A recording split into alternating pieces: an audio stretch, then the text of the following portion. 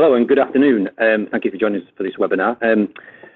My name is Steve Dunkley. I'm Head of Knowledge Exchange for AHDB Pork. I'm delighted to bring you today's webinar on a no-deal Brexit and the pig industry. Today's webinar has been delivered as part of AHDB's business support to levy payers in the run-up to the 29th of March. It's proved very popular. We've had nearly 100 registrations from producers and allied industry. We have a great panel of speakers, including Ed Barker from the NPA, Peter Hardwick representing BMPA, and Bethan Wilkins and myself from AHDB. The slides will take about 25 minutes, and there'll be time for questions at the end, where we'll also be joined by Angela Christensen, Strategy Director for Pork within AHDB, Georgina Crayford from Red Tractor, and Duncan Berkshire from the Pig Vet Society. You'll all stay muted throughout the webinar, but if anyone would like to ask a question, then please type your question into the box on the right-hand side of your screen. I will then ask the panel your questions, and at the end of the presentations, if you want a specific member of the panel to answer, please type in their name and I'll direct it to them first before maybe handing it to another panel member. We will aim to finish up within an hour, so about 4:30. I'd just like to thank our Marcoms team here with us today, Ellen and Miriam, who are running the webinar behind the scenes, making sure that we keep things to time and the technology on track. We'll try and keep any disruptions to a minimum, but if you do have an issue that we can sort out at our end, please just type a message into the box and we'll try to do our best. So without further delay, I'd like to introduce Ed Barker from the National Pig Association. Over to you, Ed. Thank you very much, Steve. I'll just look to provide just a very brief overview, really, of kind of the big picture and where we are. If we could go to the next slide, I know we've got quite a lot to get through. Right, so in terms of just where we are, taking a step back in the bigger picture of things, we are scarily almost less than, well, we are less than 5 weeks to go now before in theory the date of the UK's departure from the EU. I know that obviously yesterday there are a number of announcements by the Prime Minister and the government in order to try and change that situation, but we still don't have a clear and obvious direction of where things may go. It may well mean that Article 50 is in fact extended, just effectively to kick the can down the road further, or that we may well, the likelihood of leaving with a no deal, although it has gone down ever so slightly, is still perfectly possible. It's important to also remember that whatever happens, this transitional period that we're looking to go into will only go up until the end of 2020. So that's the rest of this year and next year as well. And if we do end up kicking the can down the road, then it's just going to eat into that time. The scheduled date for the future UK-EU partnership, if you like, starts from January 2021. That's when, in theory, we have our new final trade deal economic relationship set in place. Bearing in mind from where we are at the end of this month until the end of 2020 should, in theory, be just a transitional and temporary measure. And the withdrawal agreement that you've probably heard a lot about was purely just there as a transitional measure and nothing else. It's certainly not the final, not the final agreement. So it is very difficult to see how we can move to that point at looking at where we are, and it'll just be important to look at the votes over the next few weeks. As I said, no deal is the default scenario. If nothing else changes, if nothing else gets accepted or agreed, despite what the UK and the EU have said on either sides about not wanting a no deal, it is the default scenario unless something else can change from that. Next slide, please.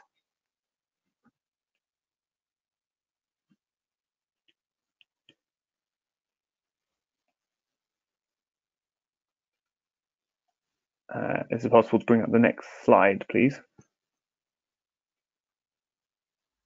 Thanks. So on imports then, I think obviously there's a lot of uncertainty generally, but what do we know? We know that the government at the moment is sort of somewhat tied up in a position where it's unsure as to how to apply tariffs on food goods in the event of a no deal. Some people may have heard Michael Gove's statement at the NFU conference last week, and we've known for some time that government overall policy is to try and maintain food at affordable levels for consumers, and try and maintain similar levels on imports to those that we have currently in place.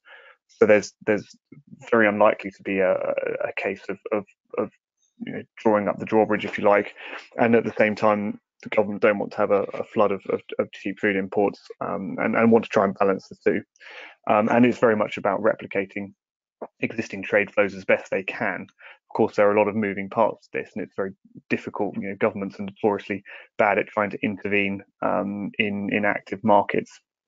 But what is important is that, given some conversations we've had with DEFRA, and of course the announcement made by Michael Gove, is that the government is quite prepared to intervene with tariffs on imported products if it feels it's appropriate, particularly if imports are going beyond current levels, if you like, beyond current trade flows, or where they see any major distortions in the market.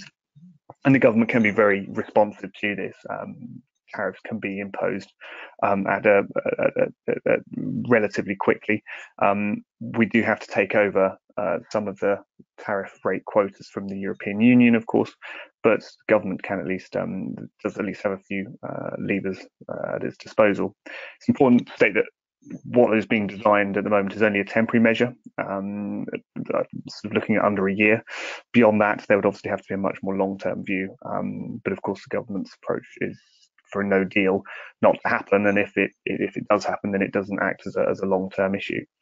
What is important is that the government told us that whatever happens, if we do have a no deal, then they would look to replicate the EU's rules on WTO on SPS standards. So that would include a ban on ractopamine or Paline. This is quite important because it would obviously restrict a lot of US product coming on the UK market. But despite all of this, we're still waiting on an announcement from the government on our tariffs. We were waiting, I think, last week and the week before for an announcement to be made, and it's very much a political decision. Next slide, please. On exports, then, we have probably a lot more information, which isn't too helpful, certainly from a UK perspective. The government's own advice so far has been that it expects to have tariffs imposed on UK exports to the EU. The EU cannot lower its tariff regime for the UK in the event of a no deal because of WTO rules. Obviously, this is quite significant, not just for UK mainland Europe trade in cull sales, but also for trade going towards the Republic of Ireland as well. And that's quite significant.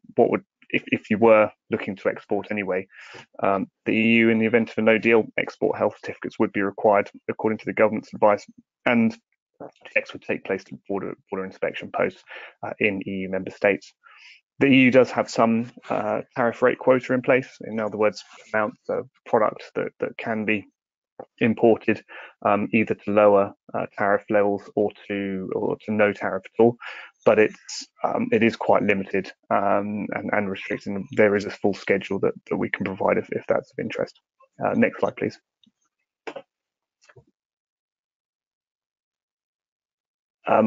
There's just but on Ireland, I think the one thing that's keeping Brexit largely in check is the issue of Ireland and the Irish border. We don't have a border at the moment for obvious reasons. The Good Friday Agreement obviously set that out. The difficulty being that in the event of a no deal, the UK would be a third country and would operate outside of the EU's single market VAT area and customs union. Also, if it's looking to impose tariffs, then there has to be some kind of checks as well, so that tariffs can be applied on imported product. That makes it very difficult in practical terms to be able to check products that move between the north and the south of Ireland. In addition, there's very little current capacity to be able to do that. There's only one border inspection post in the Republic of Ireland, and it's somewhere near Dublin. So as we know, as an island, there is an economy where production generally is in the south, and pigs are moved to the north to be slaughtered, often to go back south again. We haven't had any clear advice or guidance from the government on what it intends to do from this, nor from the EU, and it's being sort of left in the too difficult box, if you like. It's purely a political problem, and it's certainly not being addressed head on. Next slide, please.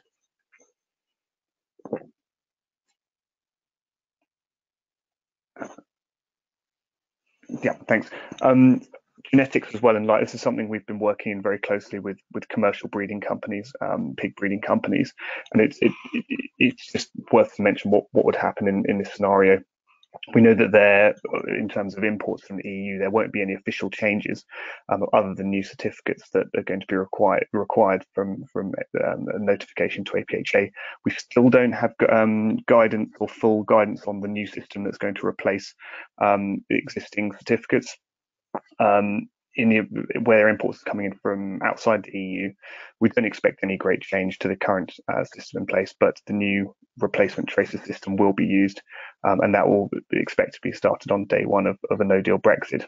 Exports of live animals and germplasm to the EU, we know that a health certificate will need to be signed by an EU member state, and that any animals going to Europe will have to be inspected at a border inspection post. Outside of the EU, we don't expect this to change, but any exporters should check that the most up-to-date certificate is used. Next slide, please.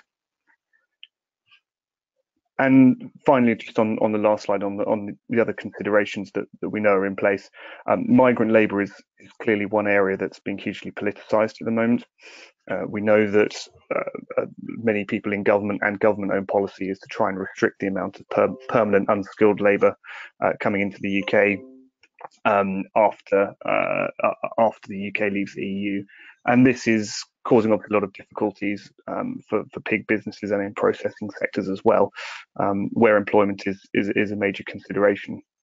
There is a current EU settlement scheme in place, which deadline is towards the end of next year, and employers should be aware of that.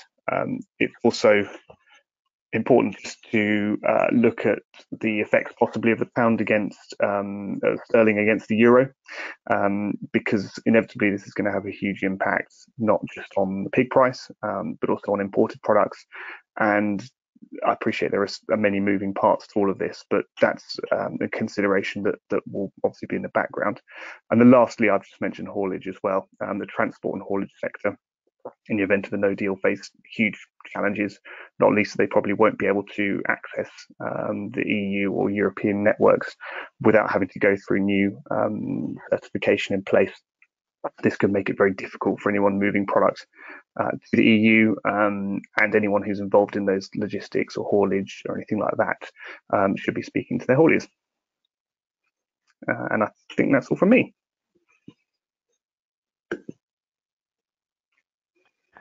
Thank you, Ed. As I said at the start, we'll take questions at the end. We've had a couple come through already, so please keep firing the questions in.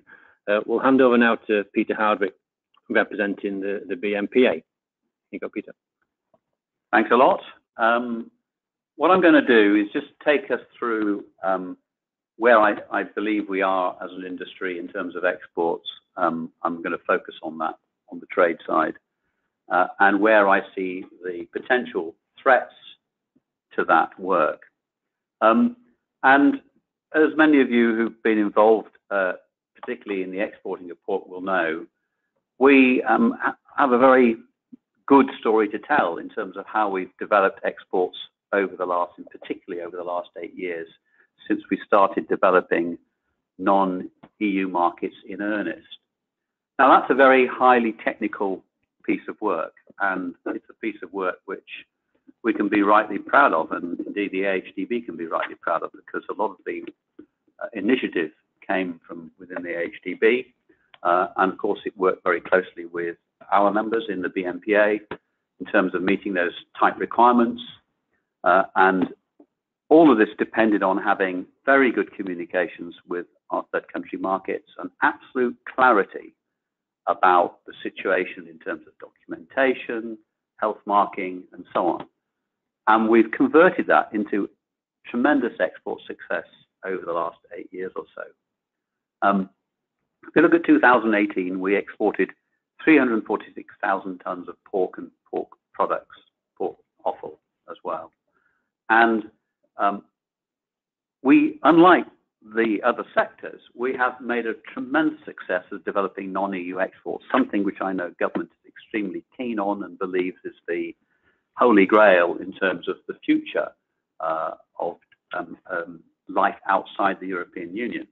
And 100,000 tons of that has gone to Greater China, a key market and essential for fifth quarter products in particular.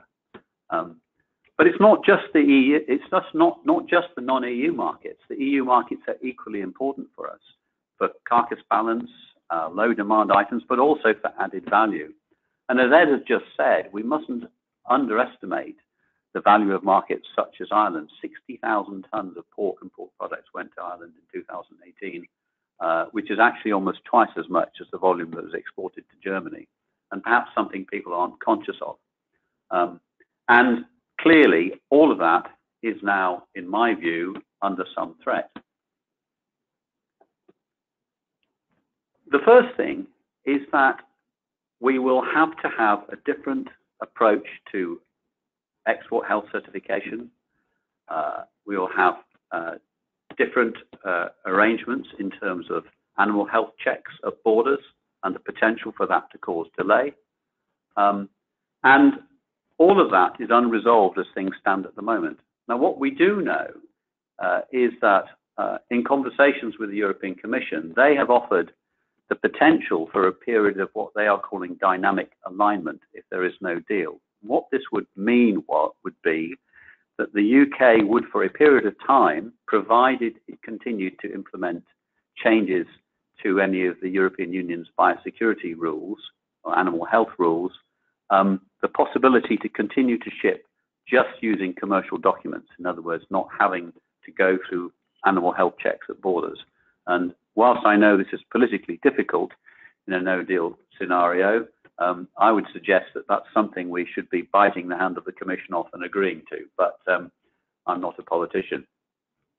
The other area is the question of plant registration and listing, because we will no longer be able to use the EC marking on our health mark. So that will have to change. And at the moment, there's a discussion going on as to what the UK health mark should look like. And we have run into some difficulty there because the European Union is saying that we need to follow the rules according to their regulation, which says we have to use the ISO standard. And the ISO standard is GB rather than UK. And many of our exporters are very concerned about that being a significant change to the look of the mark and something that may be difficult to sell to some of our third country markets. But above all of these changes need to be not only agreed, but assimilated by the competent authorities in all of the third country markets, not just at the centre, but at every border inspection post and by every inspector. And that, as we know in the case of many markets, is a lengthy process. And I've said all along, people who know me and have heard me talk about this in the past will know that I've always said that the challenge here is time rather than possibility. I don't believe any of these things are unresolvable, but they are not resolved. And we have a situation at the moment where much of this remains unresolved because we don't know what the outcome is going to be. And Ed actually spoke eloquently about that and covered most of the technical issues. But from a practical point of view, customers don't want to take risks. And the point will come, and indeed it is coming already in some sectors, where business is being either delayed or lost because risks can't be taken, and some of these risks become uninsurable. So if we think there are going to be significant delays at borders, and those result in demurrage costs, and we're aware of those, they're very difficult to insure against. And my single biggest concern, quite simply, is that we're running out of time. And the key message has to be that we need to buy more time in some form or another. Because as I said, whilst I believe most of these things can be fixed, it's highly unlikely that they can be fixed in the next 4 weeks. That's me. Thank you, Peter. We'll now hand over to Bethan Wilkins, who works in our market intelligence team here at AHDB. Over to you, Bethan. Thanks, Steve. So now I think we've heard quite a lot over the past few minutes about what the various risks are surrounding imports and exports as we approach a potential no-deal scenario. So now we'll just focus a little bit on the potential market implications of this and perhaps a little bit on how producers can start to think about preparing. So I think it's worth reiterating the importance of the EU market to the UK pig market at the moment. Around 60% of the pig meat we consume in the UK is currently imported from the EU. So really the level of tariffs that the government would choose to set on imports of pig meat into the UK in a no-deal scenario is really important for how the situation would play out after that. And even for exports, although the volumes involved are not perhaps so significant, we're still exporting over half of our exports into the EU, and that does account for around 15% of UK production. So clearly another important factor to consider. So if we think now about perhaps just the extremes of the potential scenarios we could be facing. So on the one hand, you've got the potential for a unilateral lowering of tariffs in which all of the pig meat could enter the UK tariff-free, and that would be from around the world, not just from the EU, of course. And on the other end of the scale, you've got the possibility for maintaining the WTO tariffs that the EU currently has in place for imports from outside. So that would mean that basically the UK has put significant tariffs on all imports of pig meat. So clearly in reality, the situation is going to fall between those two ends, as Ed was talking about earlier, with the government's ultimate aim perhaps to try and balance the cost of pig meat to consumers, and also maybe think a bit about protecting British industries as well. However, if we're going to consider the range of scenarios, then it's always a good idea to think about what the potential extreme outcomes could be. So just looking here at the potential outcomes based on the factory report, this just highlights the potential percentage change in price and production levels as modelled based on those trade scenarios in a few years' time that we might see. So in the liberalisation scenario, you obviously could expect to see a decline in price under those circumstances as the UK product starts to face increasing competition from cheaper global producers, and an associated decline in production might be following from that as well.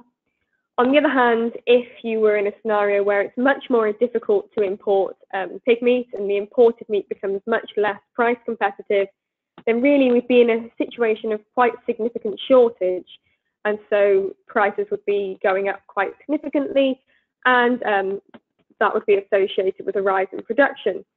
I think it's worth highlighting here that this scenario really highlights why it's likely that the government will not be pursuing that sort of scenario, because clearly the price rise of 18% is very significant, and it's not going to be tolerable from a political perspective or from a consumer perspective. However, it does highlight the importance of imports to the UK market. I think it's also worth bearing in mind there that we do have a difference in demand for different parts of the carcass in the UK. And so some of that potential positivity that we might experience if importing becomes a little bit more difficult could be tempered by the fact that we've been needing to find markets for some of the less popular cuts that might otherwise have been able to go to the EU. So just a lot of factors to bear in mind there, and clearly a range of possible outcomes, but likely to come somewhere in between that in the coming weeks and months. So if we move on now and just think about how producers can be starting to prepare for these range of outcomes.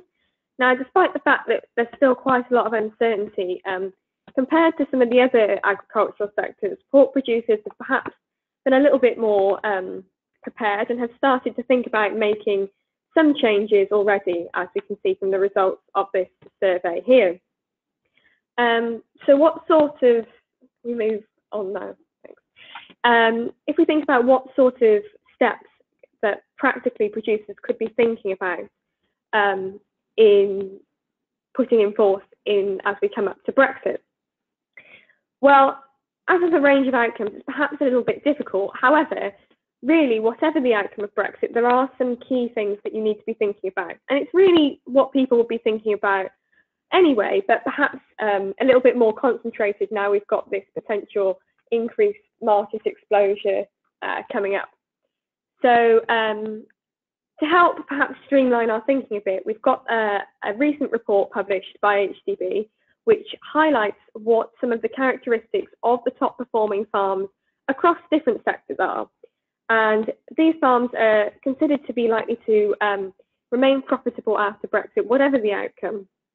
So it's really an interesting report highlighting key themes amongst these farms.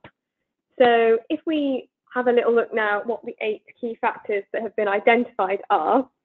Now, I don't want to run through all of those factors in great detail, and if you're interested, that report is on the website and really can help focus the thinking. But some key points to pick out include, for example, comparing yourself with others and gathering information. And this can really involve making sure you're on top of your cost of production figures, which I know many producers will be, but just making sure that you've got those costs down, and also making sure that you're aware of where you are in relation to others. So, for example, on our website at the moment, we do have average AgriSoft figures that can be used to compare to your own figures, for example, things such as pigs weaned per sow per year. And that can really help to try and just streamline thinking as to where you are in relation to others. Other factors that are important to consider, such as having a mindset for change and innovation, and that can involve doing things such as participating in workshops with others, trying to make sure you're all collaborating in terms of how to be as efficient as possible, perhaps sharing ideas and really improving efficiency and performance. And of course, another point to point out is the understanding the market aspect.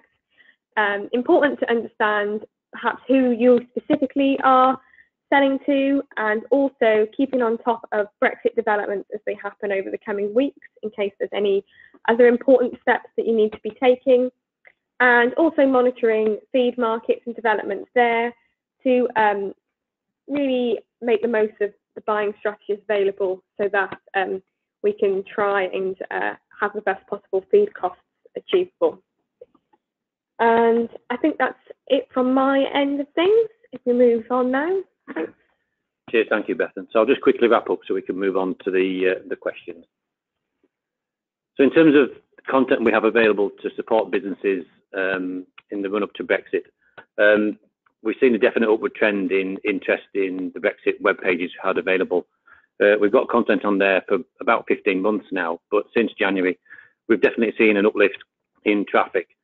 One of the most recent reports that we put on there from Bethan in the market intelligence team is around the Brexit prospects for UK pork. And just to evidence that upward trend, we've had it on there since the 1st of Feb as a new report, and we've had roughly 7 downloads a day, which just shows that people are getting more interested in what is going to happen. So today's webinar really starts some of that process in terms of what's available for people. The webinar will be available through a link sent to everyone who's logged in today.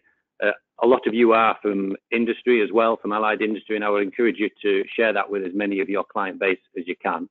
But it will be available to view online from the AHDB website from tomorrow. And then just to also raise people's awareness to some business resilience workshops that we are putting on for the pig sector. The dates are there coming up. There's one next week. These are business resilience workshops. They're not heavy on Brexit content, but they are looking at areas of your business where you can actually make some changes and control some of those changes. A lot of what we've heard about today are outside of producers' control, but these workshops will be a couple of hours sat with like-minded producers, identifying when you can make changes and actually put a risk management plan in place. If you want to book, the links are on there, or you can email Naya up at our events hub up at York, and the telephone number is there as well. So finally, just to wrap up, back to the website again. If you want to visit the website, it's there. There's a raft of information, including a breakdown of government advice, which includes some very detailed technical notices. We've tried to filter through them, so we're signposted to the most relevant ones for the agricultural and processing industry. There's also a number of new case studies that are going up there. The pork one isn't on there at the moment. It's a case study about how a producer may adapt and what resources are available, but the pork one will be available next week. We've also got an Ask the Expert opportunity. So if you don't think of a question today and you want to ask a question going forward, you can email that email address on the slide, brexit.org.uk.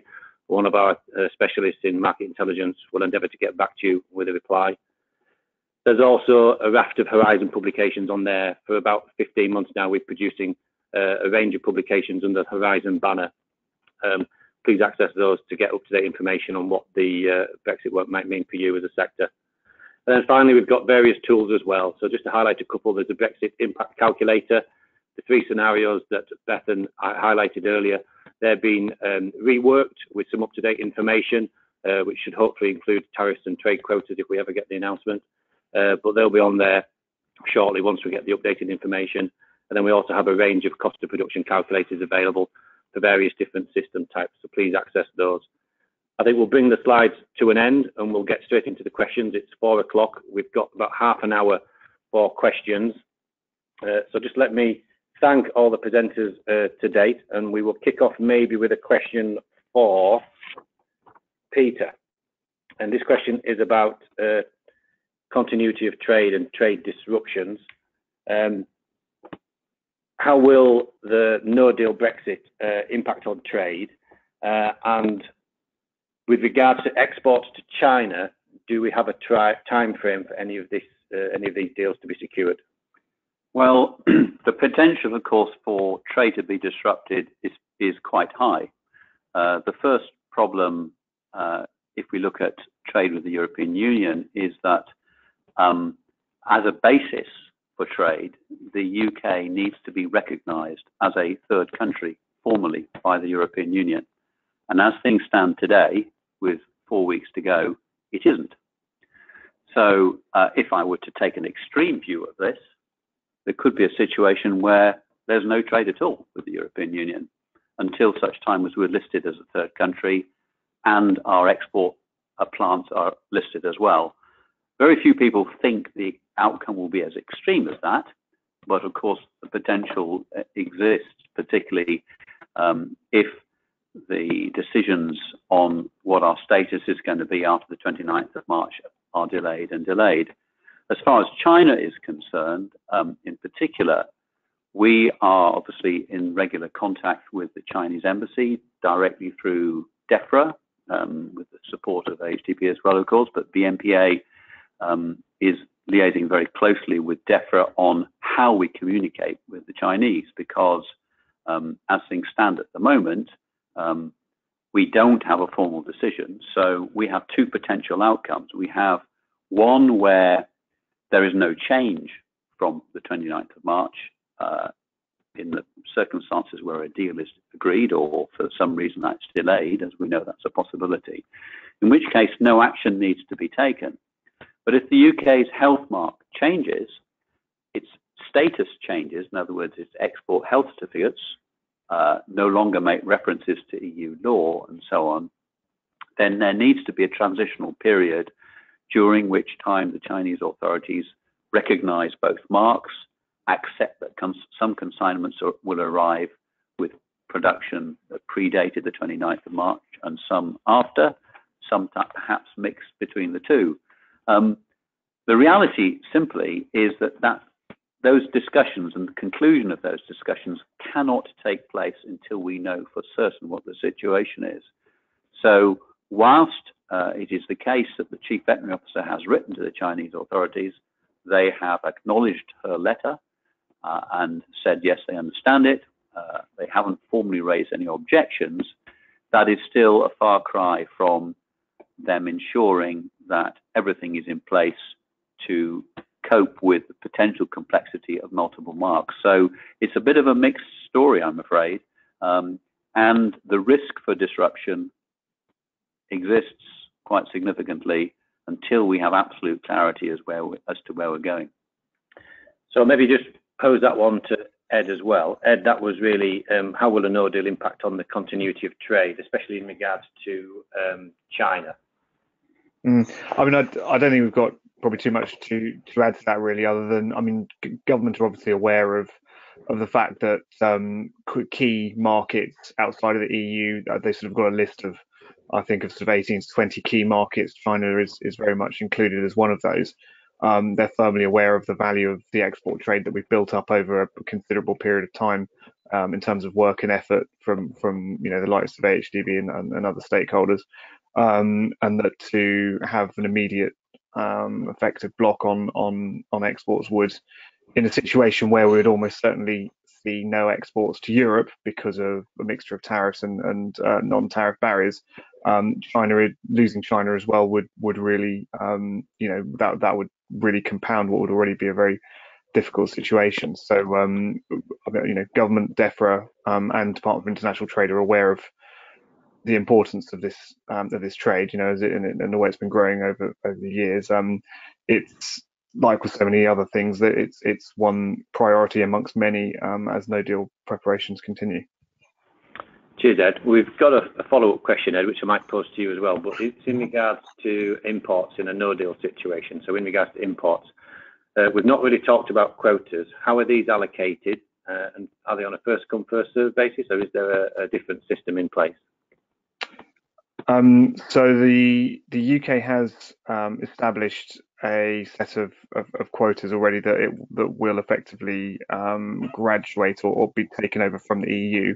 The way it's been worked out and the way it's been set out has been done as a way of using the EU's existing quotas that it's got in place, and the UK's historic usage has been translated into a percentage that will be used.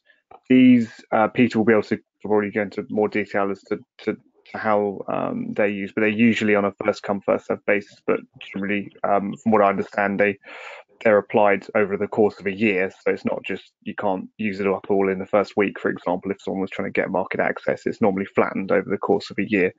Now, because the EU has a number of different tariff arrangements, often where they're at a number of quotas are set, so that the tariff is the applied tariff and the bound tariff are two different things. So in other words, the tariff is lower than what it could be, and there's a set quota for that. The UK obviously has complete discretion to lower its tariff rates anywhere below the maximum applied tariff. So, and that's what is currently something that we're all sat and waiting on at the moment, as to where the UK will set its actual tariffs. We believe that in the first instance it's likely to be at zero for a certain amount of product, particularly in pork. Lamb and beef, we think this could be different, but we believe that there will be effective tariff-free product coming in until a certain amount is reached that reflects similar levels, and then tariffs will be imposed on top of that. So that's the best as to what we know the situation at the moment. But in terms of quotas, they're already scheduled and they're listed on the government's website. Cheers, Ed. Thank you. Got a question here around culls. Obviously, we export a lot of cull sows to the EU. Bethan, have you any view in terms of what the drop in cull value might be given a no deal, or any other scenario? Yeah, so under a no deal scenario, where we're facing tariffs on exports to Europe, but it could be quite a worry in terms of the cull value, because at the moment most of the carcasses, of course, are exported to the EU for processing. So really, you face the option of either continuing to export those carcasses to Europe, assuming we've got the health certificates and everything in place that allows us to do that, or you need to find another market for those sows. I think realistically, it's likely that the carcasses will continue to go to Europe if that's possible, but the producer price would probably need to absorb that tariff that would be faced on those shipments. So the full tariff rate is about 80%, I'd say, of the cull sow price at the moment. So at the full tariff rate, you're looking at quite a significant drop in the coal price, especially if you're taking into account additional trade facilitation costs as well. So, of course, in a no-deal scenario, you might expect the fall in the value of the pound, and therefore that might help sort of counteract those trade facilitation costs a bit. But another thing to consider is that we are aware that there is a tariff rate quota for exports of carcasses to the EU. Now, this isn't a zero tariff quota, it just halves the current tariff rate. So if the full WTO tariff on carcasses, I think, is around 52 euros per 100 kilograms, we're looking at more like 26 euros per 100 kilogram on product going in via that quota.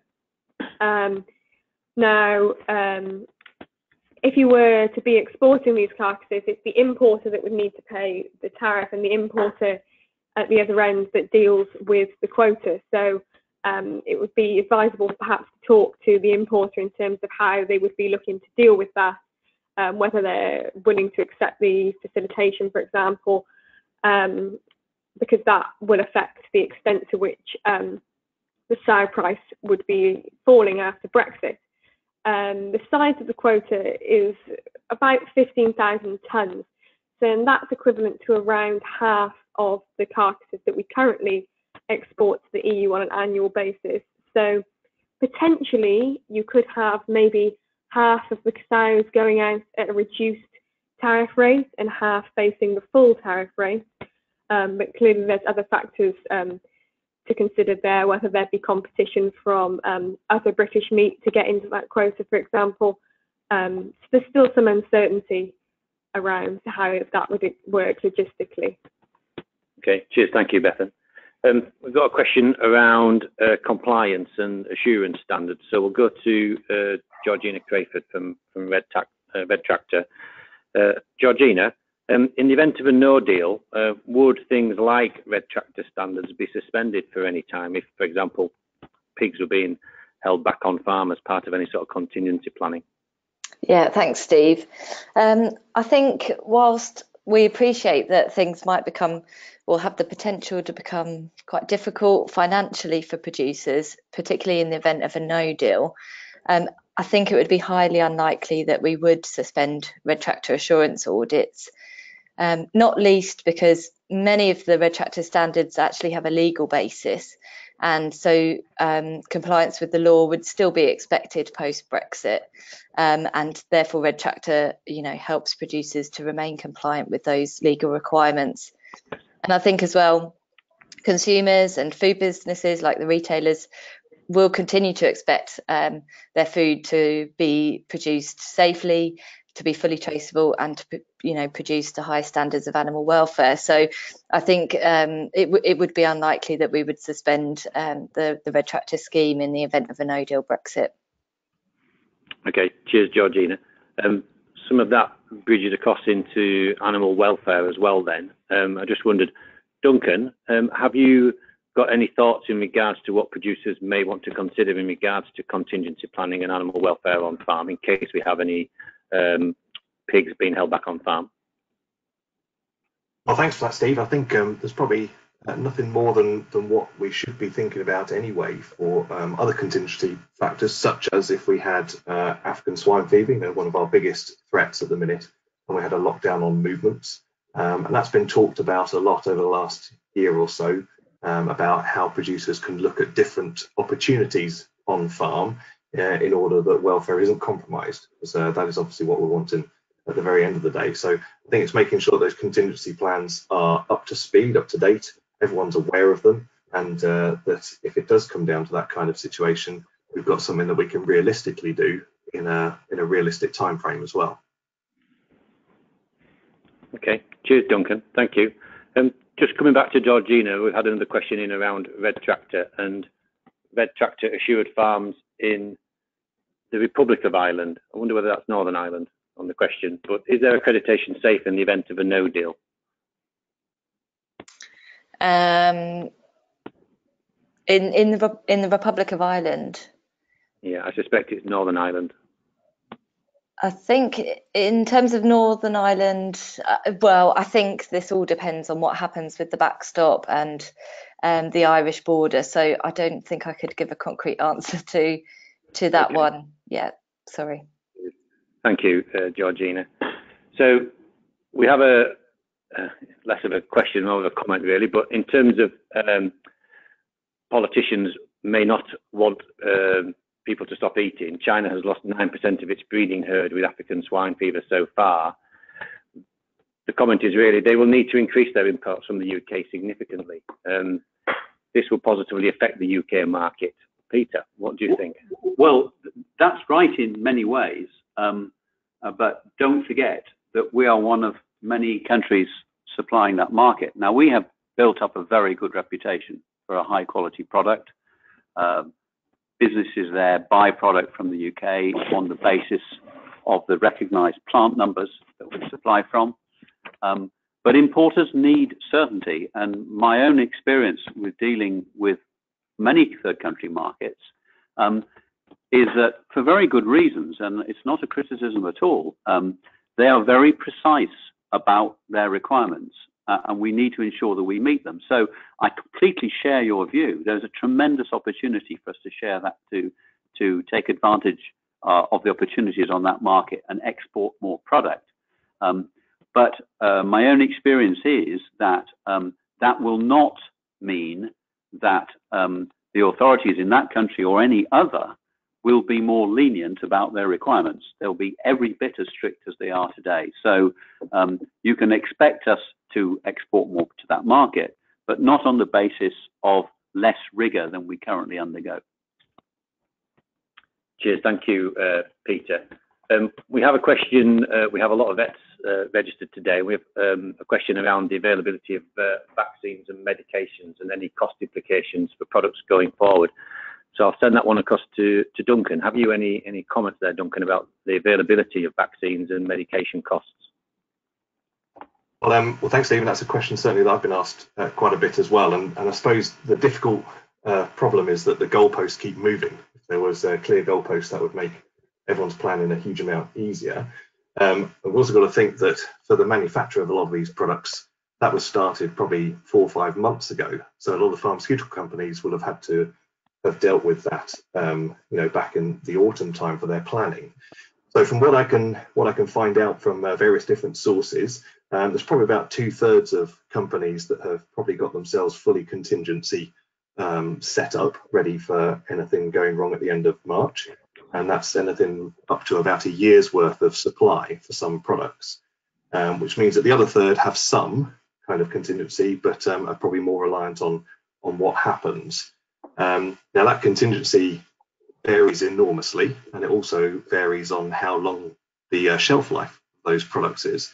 Obviously, vaccines tend to have slightly shorter shelf lives than some of our other injectable products or water-soluble products and stuff.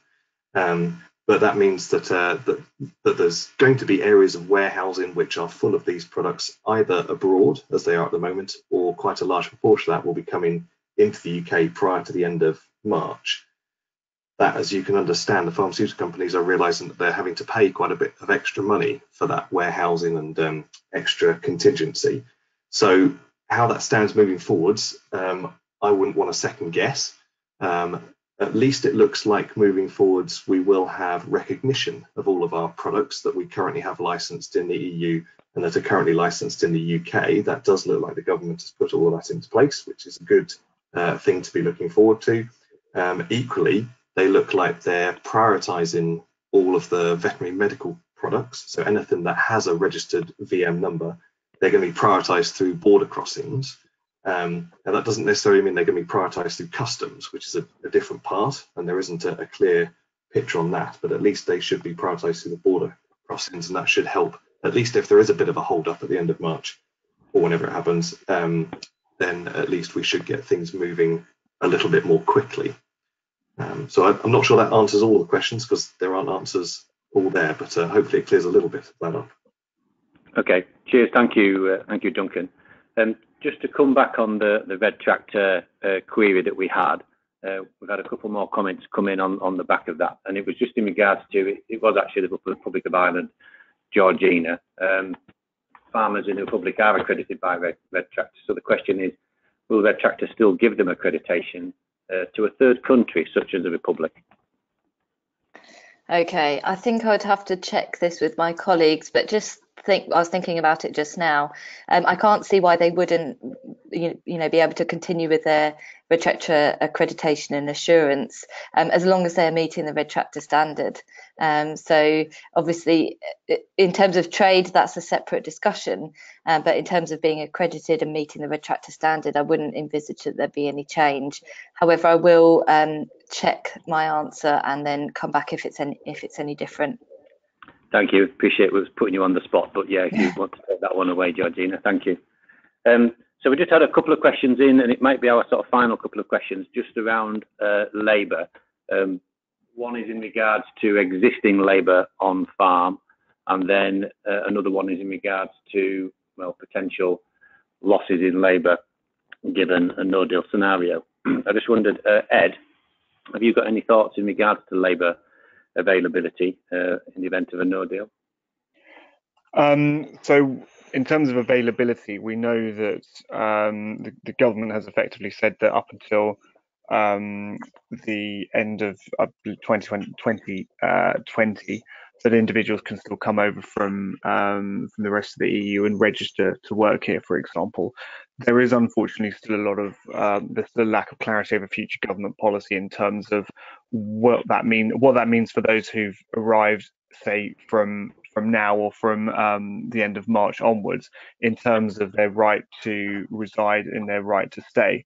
But certainly those who are here at the moment and those with their families are eligible to apply either for what they call settled or pre-settled status.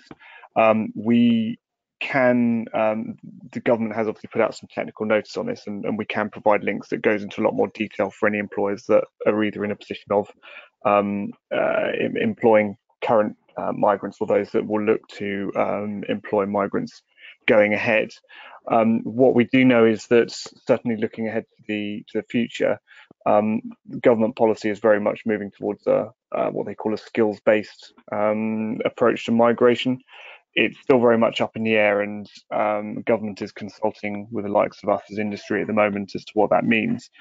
Sadly, permanent and unskilled labour, which is obviously what a lot of production and primary production and allied sector employment falls under, is unfortunately being demonised, particularly within government, and there's a real move against it. We're expecting a set of tests to be put in place that will allow an individual to work here. Even if they're unskilled, we are expecting that to be possible, but certain tests either relating to salary or employment conditions may have to be met. An outline salary limit on £30,000 per annum was initially mooted. We're working with the NFU closely and hoping this will come down, but it's extremely fluid, and even unfortunately even ministers in the Home Office at the moment, when being pressed about the physical logistics of employers to check on existing employees, the guidance at the moment is still not entirely clear. We know that the top line policy, though, is that those who are here and those who are arriving over the next year will be able to stay. It's just what employers have to do in terms of compliance or checks or anything like that is unfortunately not clear at all yet. Cheers, Ed. Thank you. It's about 25 past. I think we've probably got time for one more question, which I will aim towards Peter, and it's in regards to chiller capacity. And our processors currently running with very little product in their chillers to allow for some disruption ahead of a no-deal Brexit. I think it's very difficult for them to do that, because actually most of them don't have that sort of capacity. In reality, they work on a much more just-in-time approach to things. Holding stock, particularly a fresh product, isn't something that's done, and indeed most businesses would evaluate the success of their business at how much or how little they had to freeze and put in the chiller. So the capacity to hold back large amounts of product is extremely limited. So my view would be no, that the processors at least aren't in that position. Now, whether there are cold stores out there doing that, I don't know. My understanding is that if we take warehousing capacity as a whole, much of it has been defensively booked, if you wish, to stock product.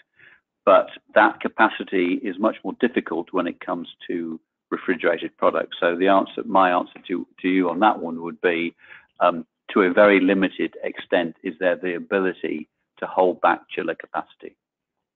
Cheers, Peter. Thank you. So we've just had one final question in which we'll take, and I'll ask Angela Christensen, our strategy director, this one. This is a view on the AHDB levy and whether a suspension would be in place following a period after no deal Brexit. Yeah, I mean, it's not something that our board have talked about specifically. I mean, as you know, we have a representative board of farmers and processors, and they are very much of the view that actually the British pork industry has got a lot to be proud of, a lot to sell around the world. We sell into about 100 countries around the world.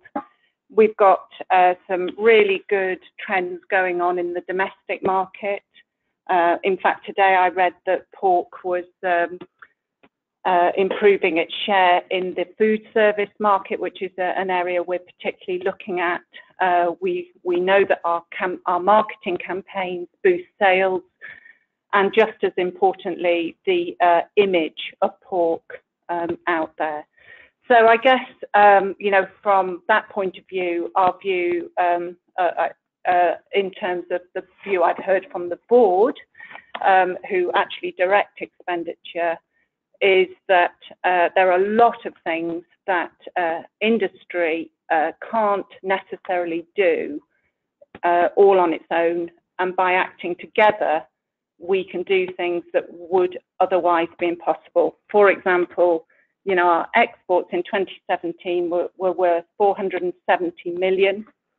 If I can't see that an individual producer or processor could bring that about. So unfortunately, whilst I understand perhaps there would be a tactical pressure, I think strategically, the support and the places that British pork can go, it would be such a shame not to go there.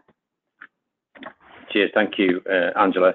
So we'll try to wrap up. It's nearly 4:30. We said we'd be done within an hour. So I would just actually like to ask each panel member to summarise one key point, one key take-home message from today's webinar that that businesses looking at Brexit coming forward could actually take away and do something about. And what we'll probably do is go to Ed from the National Pig Association first. So over to you, Ed. Thanks, Steve. Just to be brief, I think it's, you know, we're fixated on the very short term, next 4 or 5 weeks, but Brexit's going to be going on for, you know, for the whole of 2019. It's going to be going on for 2020, and we'll be doing well if we're in any kind of clean break situation with the EU from 2021 onwards, at the very earliest. There are so many things going on around that, like the agriculture bill. Obviously, politics generally is pretty fluid at the moment and fairly volatile. So in terms of trying to base decisions on, say, the next statement or the next announcement, is something that will be extremely difficult to do, with so many other moving parts around there as well. So it's thinking of Brexit as a process and not an event is I think the way in which we all have to kind of deal with the inevitable complexities and uncertainty that will probably be here to stay for a good couple of years. Thank you, Ed. And on a similar theme, we'll go to Georgina at Red Tractor, but one key take-home message from today, Georgina. Thanks. I think mine would be to producers just to really consider, you know, it's already a requirement of Red Tractor to have a sort of contingency or disaster plan in place, just to really consider what practically and realistically could be done on farm. I appreciate it's not easy, just in case pigs are rolled and to avoid situations of overstocking. Okay, thank you, Georgina. And while we're still on farm, we'll head to Duncan for a veterinary perspective. One key take-home message, Duncan. Thanks, Steve. Well, I think irrespective of how, when, or indeed how long Brexit takes, one important thing is that health challenges on farm pretty much stay the same, whatever. It doesn't know politics. So our international challenges from ASF will be the same. Our local challenges from the other farms and all your challenges on that side in the local area are going to be exactly the same as well. So we need to keep similar kinds of things moving forwards. And if there are any questions on contingency for medicine usage and medicine supply and stuff, then obviously your vet will be the first person to call on. Okay, thank you, Duncan. Peter. Yes, I would echo Ed's view that there's certainly going to be some uncertainty and potentially some disruption, which is difficult to eliminate. But certainly we at BMP are working very hard to try and minimize that. A huge amount of effort and time is being put into that. But I think it's extremely important that our processors make sure that at every opportunity that message is driven home with politicians and civil servants so that they fully understand the potential for damage if things are not handled in the right way. Thank you, Peter. Bethan. I think now that it's a really important opportunity for producers, especially, to really focus on the efficiency of their business and trying to make it the best business that it can be, really, because whatever happens, that's going to be important for holding the future in good stead, really. Thank you, Bethan. And finally, I'll leave the last sort of take-home message to Angela. Thanks, Steve. So we've heard a lot about unknowns today. We must remember that the consumer is king, and ultimately the demand for our product will dictate our success long term. We know that consumer loves good taste, convenience, and is price conscious. So in reality, if we keep focusing on doing what we have done really, really well in this industry, which is to produce a product that people like, it gives them pleasure and they come back and they pay for it again and again. So my take-home message would be, yes, there are certainly some challenges, but I don't see anybody else around the world better placed to face them than the British industry. Thank you, Angela. So just to wrap up, a big thank you to you all for listening. We had a fantastic turnout today.